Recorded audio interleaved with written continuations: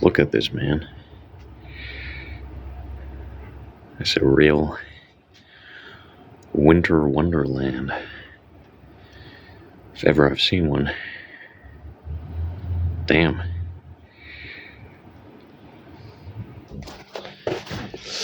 I think I'm actually going to go out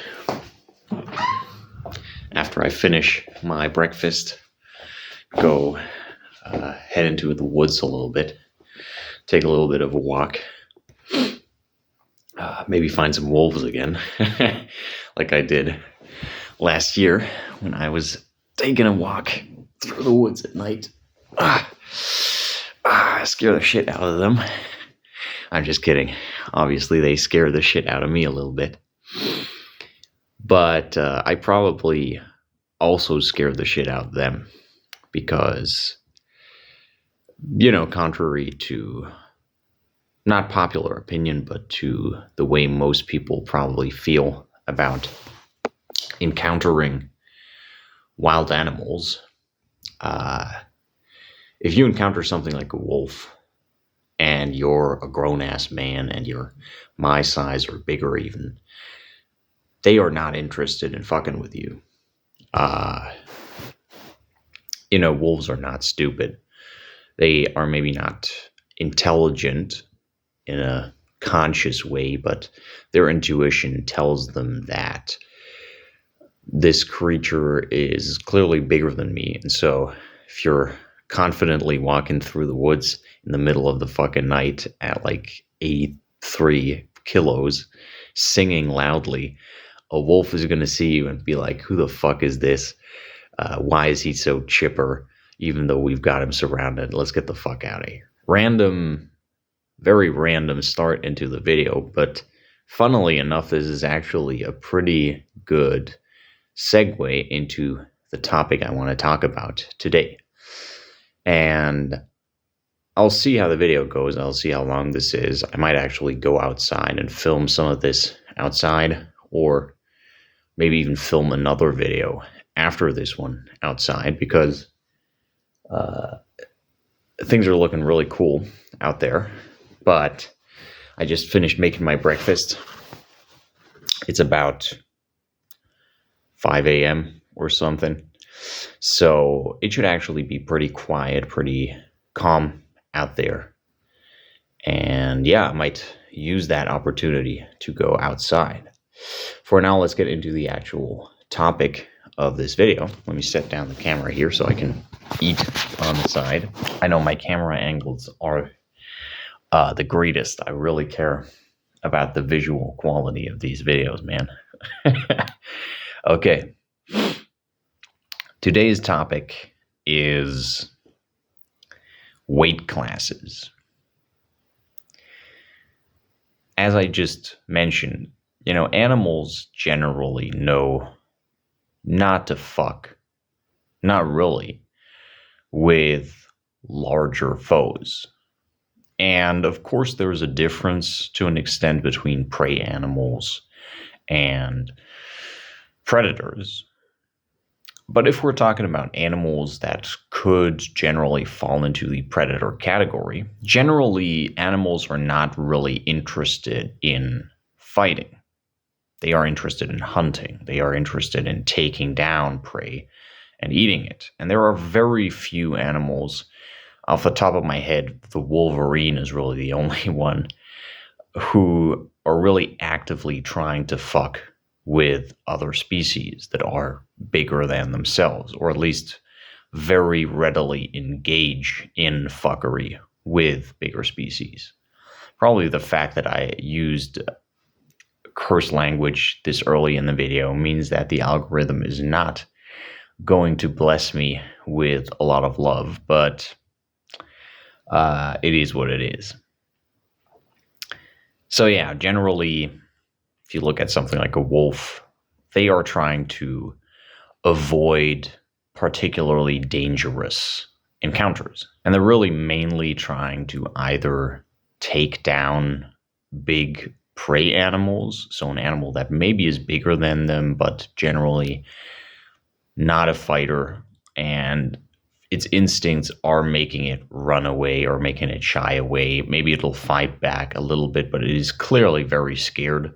Or if they were to fight a predator, they'd maybe take down something like a cat, perhaps a lynx, but nothing that is their size or bigger even. They generally want to avoid shit like that. And this very clearly shows that in terms of fighting, even in a very, very natural context, weight and size, muscle mass is very deeply ingrained as a clear advantage for the one who is bigger. I think this is obvious, everyone sort of understands why weight classes exist. Something I don't like, though, is that at the same time, a lot of people who don't really know how to fight, but who are into watching fighting, who are into the sort of culture of fighting,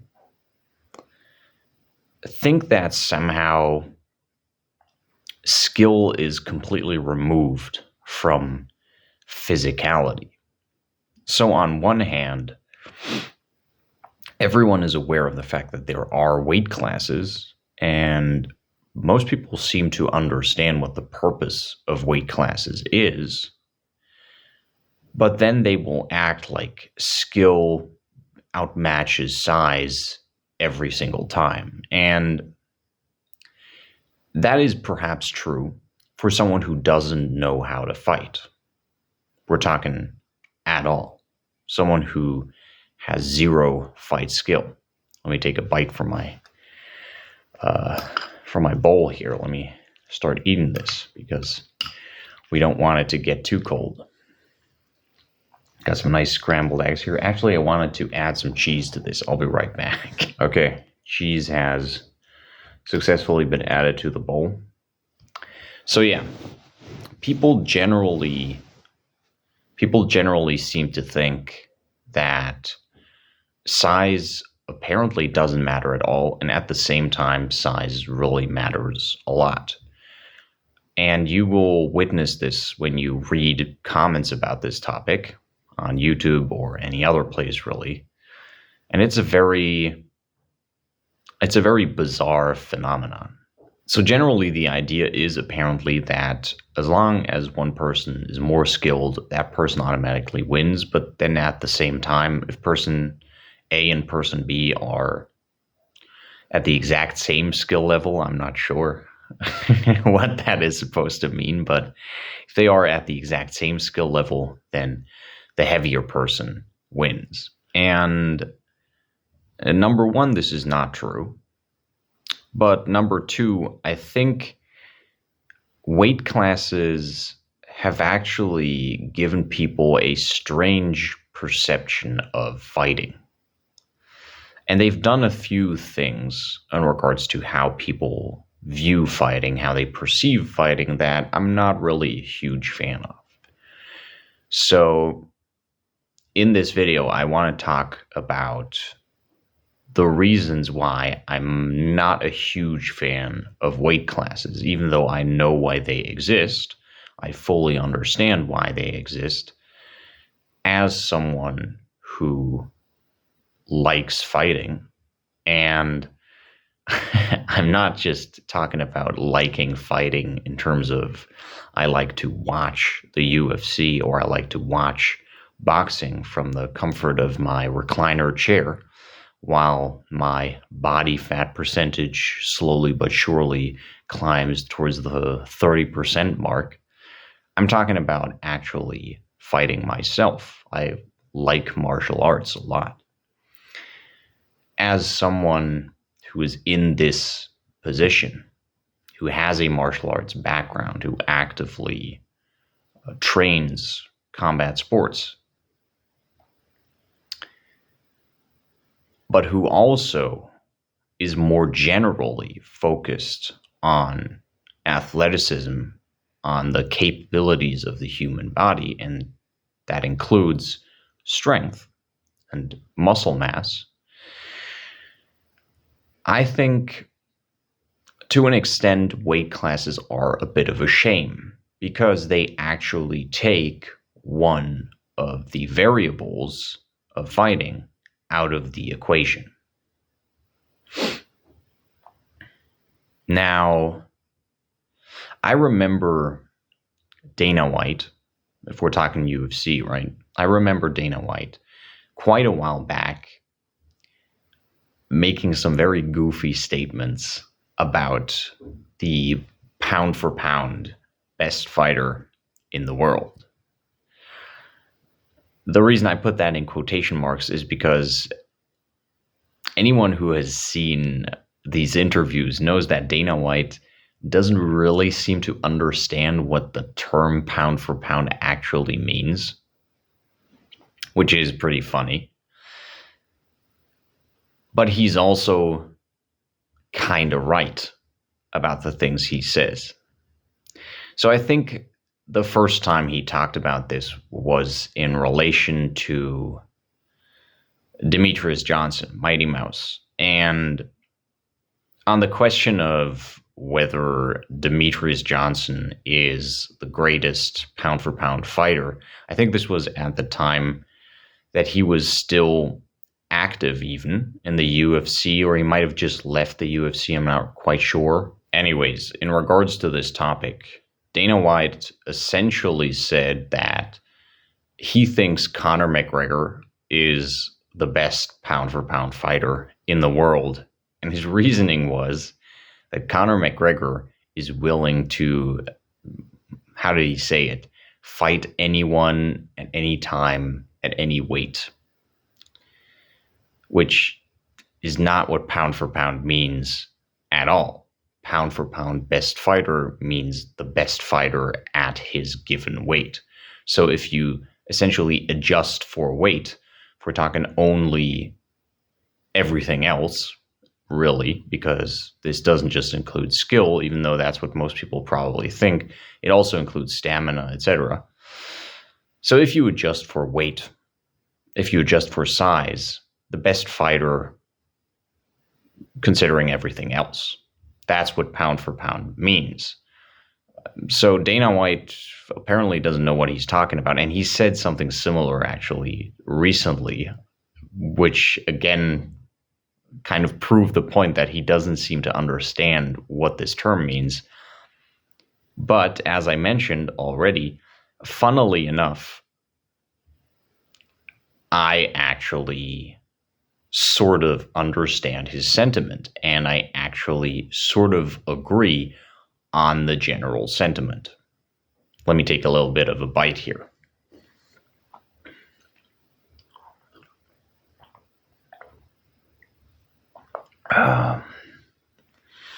So if we kind of ignore the fact that this man doesn't understand what pound for pound means, and we just look at his idea of what the best fighter is, I think that's actually kind of interesting. Someone who is willing to change his fighting weight to fight people who want to throw down with him. To me, that is actually very much part of being a good fighter. The reason being that, as I established in the beginning with my funny introduction here regarding the wolves and nature's relationship with size, weight and muscle mass are a very integral part of fighting. And in fact, they are such an integral part of fighting that almost every combat sport has seen the need to correct for this advantage. There's no age classes in the UFC. There's no height classes, is there? But there is weight classes. That's how big of a difference your weight makes.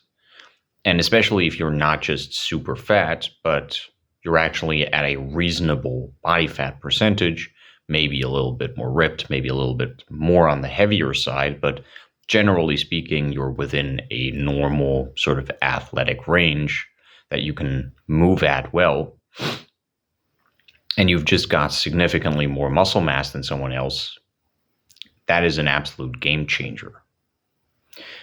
And of course, we're talking about people who are already fighters who can generally fight. But even in professional fighting, there are worlds between some of these fighters when it comes to skill. If you look at someone like Demetrius Johnson, the kind of stuff he does in the cage is fucking absurd.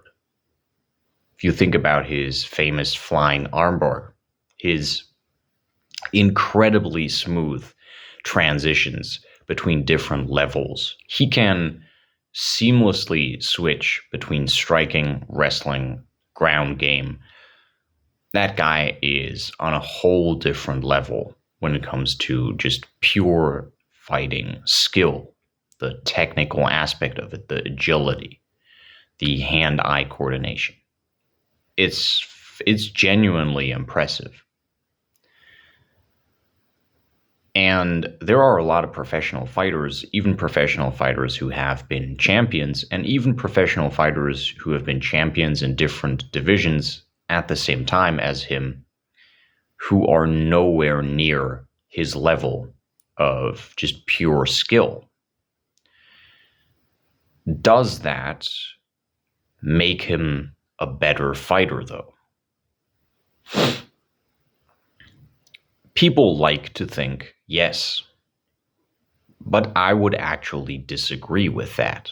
See, when I roll with someone, or I put on gloves and I spar with someone who is a lot smaller than me, and they are more skilled at jiu-jitsu or whatever, boxing, kickboxing, but the size difference is so significant that regardless of this fact, I can kick the shit out of them. Are they a better fighter than I am? Your immediate instinct might be to say yes because they are more skilled, but I am literally more superior at fighting. And the same thing goes for me walking up to a bigger guy. If I'm sparring a bigger guy, and I'm way better than him in terms of skill, but my skill is not sufficient to close that weight gap, that strength gap, I am more skilled technically, but this guy is so big that he can still beat the shit out of me. How am I better at fighting? Again, I might be better at boxing, at kickboxing, at Brazilian Jiu-Jitsu as a system of techniques. But am I better at fighting? No. Because if we fight, I lose. So how can I be better at fighting? And people hate this fact. People hate the fact that this is simply true. This is an undeniable fact. Yet somehow, when it comes to fighting, we get all abstract, we get all technical about this whole thing. And I think this has a lot to do with the existence of weight classes. Because people, in a sort of theoretical sense, they are aware of why weight classes exist. And if you specifically mention weight classes, in fact, this is pretty funny. Go on Google or search engine of your choice. Go on there and try to find some discussions or some people expressing their opinion when it comes to weight classes in a negative sort of way, in the way that I'm doing right now. Try to find some people who are essentially saying weight classes kind of suck, or weight classes are not necessarily a good thing because they represent fighting in an unrealistic way, and see how people who watch fighting react to that. they will jump on anyone saying anything like that like crazy. Again, these are, at least in my opinion, these are generally fucking backseat fighters who probably maybe go to a martial arts practice like once a month or something, or have never done anything in their life really. But yeah, go ahead, see what you can find online, because I've done this before and it's actually pretty funny. These are the same people then who will also in another comment section or whatever say, oh, this guy is the best fighter in the world, when talking about someone like Demetrius Johnson. And this is not easy to say, because I really like Demetrius Johnson. He's a very likable guy. He's a charming guy. He's quite funny. He's entertaining to watch. He obviously makes a lot of YouTube content. I think his analyses of fights are incredibly interesting. You can learn a lot from them on the technical level of fighting. And again, in terms of just purely technical skill, the guy is insane. He is crazy when it comes to the things he has done in fights, the abilities, if you will, he has, the way he combines different martial arts, different skill sets, different levels of fighting again. But he's also tiny. And that doesn't mean he would never win any fight against a bigger guy. I mean, the skill gap is pretty huge. But I think if you ask Demetrius Johnson how he would do against a John Jones, or not even John Jones, how he would do against a lower ranked heavyweight fighter, I'm pretty sure he would generally say, I would lose. There's a reason why there's this idea floating around of, oh, if there was a 6'3" Mighty Mouse, everyone would be shivering. Everyone would be hiding in their closet from taking that fight. Well, yes, the reason being that Mighty Mouse, at his actual height, at his actual weight that he fights at, is not really a threat to heavy fighters. Again, I'm not saying he would never win a fight. I could definitely see this guy take out a middleweight just on pure skill alone. I could also see a middleweight knock him the fuck out with a lucky punch. Size is such a huge part of fighting. And this is kind of my issue. Weight classes have kind of tried to eliminate this out of the sport.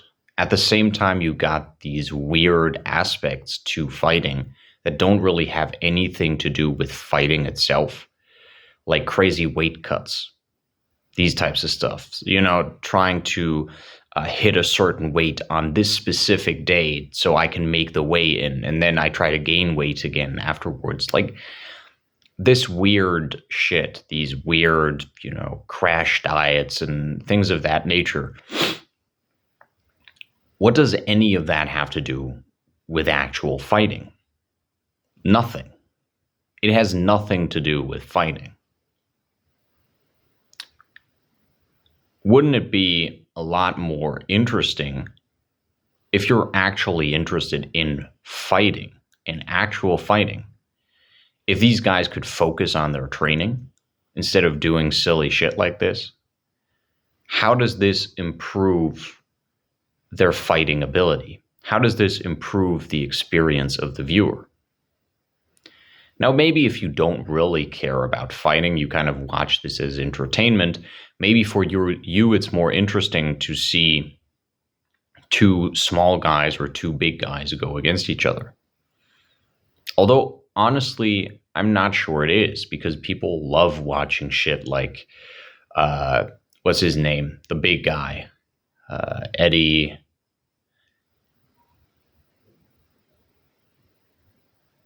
What was he called? What's his last name? The the guy who had this beef with Hathor, Julius Bjornsson. Is it Eddie Hall? I think it's Eddie Hall. Eddie Hall fighting those two smaller guys. That's fucking hilarious. And I think generally speaking, people love watching that type of shit. It's fun. It's enjoyable. It's entertaining. So I don't actually think that in general, people enjoy watching just same-sized guys or close to same-sized guys going against each other. I think people really like freak shows. I do know and I do understand that weight classes generally, they are supposed to protect the fighters. You want to see fighters fight ideally for a longer period of time. You want to see them develop their skills, develop their career a little bit. That's going to be kind of tough if you got a tiny guy and he runs into the wrong, middleweight and gets smashed into the ground and his career is just over. At the same time, I think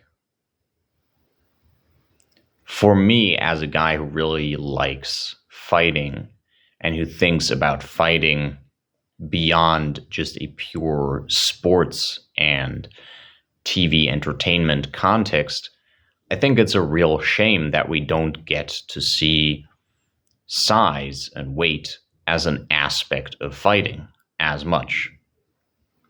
Because you can get bigger. You can train to be bigger. You can put on weight. You can put on size. Now, a lot of people might be surprised to hear, because I've been talking about fighting for a pretty significant amount of time now, and this is not the first video I've made on fighting, that I don't actually watch fighting that much. I'm not a huge UFC fan or fan of any other promotion for that matter. I do watch some fights on occasion. I do talk about fighting a little bit with my brother, but generally speaking, once I've watched a fight or two, I really get in the mood to fight myself. So I would rather spend my time training or actually practicing martial arts myself or working on stuff than sitting here and watching other men do the sports that I want to do. Again, I'm not saying I never watch fighting. I absolutely do every now and then, even just to see where the game is currently at. But yeah, in terms of actively following the UFC, actively watching every single event or close to every single event, knowing lots of different fighters, not really. One of the guys who I am quite interested in, though, and by the way, that still doesn't mean I've seen all of his fights. In fact, not even close. I've seen like a few, but I know what he's been doing, and I think he has a very interesting career, and he's a very cool sort of character, a very cool personality in the world of fighting, is Alex Pereira. And one of the central things I like about Alex Pereira is that at this point, I think he has made this very clear. Weight is not really a factor for this guy. Of course, he has to stick to the rules everyone sticks to. He fights in the same weight class as everyone else does. But clearly, this guy is very willing to go up in weight to fight other people, to the point where it almost feels like he is going up in weight to fight big names, to fight people who are known as good fighters. And I think that is extremely fucking cool, because the guy started at what, middleweight or something? So he is now training for heavyweight. I believe He's interested in fighting John Jones. He's interested in fighting Tom Aspinall, or they are certainly interested in fighting him. That's a pretty significant journey from middleweight to heavyweight. And I think this is really cool because weight and size and muscle mass, again, is a huge part of fighting.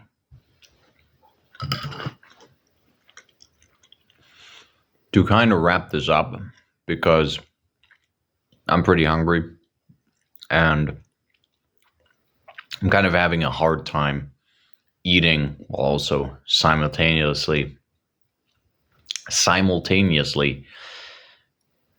following a consistent train of thought. I think it's a shame to an extent that weight classes exist, because this is an element of the fighting game that a fighter could actually very significantly improve on over the years. If you took someone who starts fighting in their late teens, early 20s, and this guy continues to train, to do strength training as he progresses through his career, he could put on significant amounts of muscle, significant amounts of weight, still train in fighting the entire time on the side, and just all around be a better fighter, like objectively speaking. Because in the real world, if he got into a random fighting situation, he would be far superior at dealing with that. And this is one of the main reasons that I actually do strength training, and one of the main reasons why I put on size, because it simply makes me a superior specimen. It simply makes me better at engaging in physical combat with other people. And fighting sports, which are supposed to be a sort of representation of fighting, of course there are some rules regarding, eye gouging and stuff like that. But I think those are very specific techniques. And generally speaking, mixed martial arts are a pretty decent representation of fighting without having some of these techniques that would be very detrimental to safety. But size, muscle mass, strength is such an integral part of physicality and of fighting. And to kind of exclude that to a very significant extent from the equation makes fighting sports a very unrealistic, a very distorted representation of fighting. And I think to an extent it can very much give people a wrong idea of what fighting actually is, what fighting actually looks like, and what types of things, what types of attributes really matter in fighting. Because again, a lot of people seem to think that skill is, the ultimate factor. And if you've ever seen an incredibly skilled 45 kilo person try to roll or spar with someone who's over 80 kilograms, 90 kilograms, someone who weighs fucking 105 kilograms, you know that that is not reality. At the same time, these companies want to keep these fighters on for a significant amount of time. In some cases, maybe they want to kind of build a character around these fighters. They don't want fighters to just get knocked out of the game too quickly. Also, the fighters are obviously interested in their own safety in some cases. I get that. I understand that. I think if you didn't have weight classes, or if you had a promotion, if you had an event, a company that put on events that didn't have any weight classes, there would still be more than enough people willing to compete in that to actually prove that they don't just fuck shit up at their own weight, against people who are their own weight. They are just actually good fighters across the board. And if you look at early mixed martial arts events, if you look at early fights, you got events with absurd size differences. And that shit can be very interesting, very fascinating. And you definitely got some smaller guys who are in very good shape, who are fast, who are sharp, who got the skills winning some fights against pretty big guys. So it's not like that is just not a thing at all. Long story short, weight classes, I'm not a huge fan. I think it's a shame that we don't get to see the best in the world compete in fighting in general and not in this super restrictive context. I know why they exist, but I think it's very important to keep in mind that weight, and especially if that weight is muscle mass, is a huge part of fighting. And if you want to be the best fighter you can in real life, you should be all about putting on muscle mass, as long as it's not restricting you massively in the endurance sort of sector, and also not taking away from your speed. Obviously, you don't want to look like Ronnie Coleman, but I'm sorry to say, even though, again, I really, really like the guy and I absolutely respect his skill and his game, you also don't want to look like Mighty Mouse. That's not the kind of weight you want to be walking around at in real life.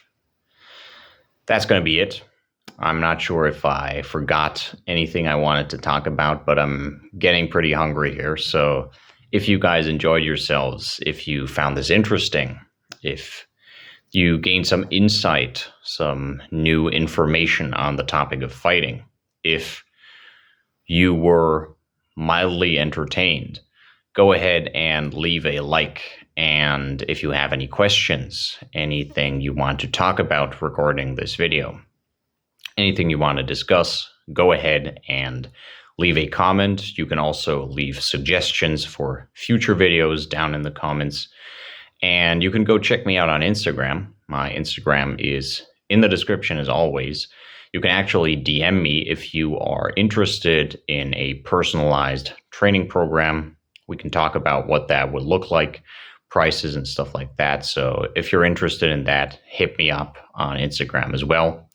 And of course, suggestions, or if you want to discuss something in private, you can also do that there.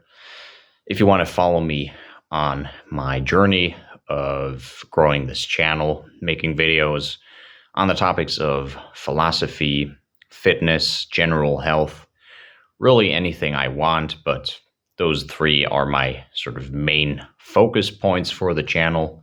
Go ahead and subscribe and activate the notification bell if you want notifications. All that being said, I think I'm going to go ahead and enjoy my breakfast now, finish that, go outside, enjoy the snow a little bit, take a little walk through the woods, maybe scare some wolves if I find any, and I'll see you guys in the next one. Until then, have a good one.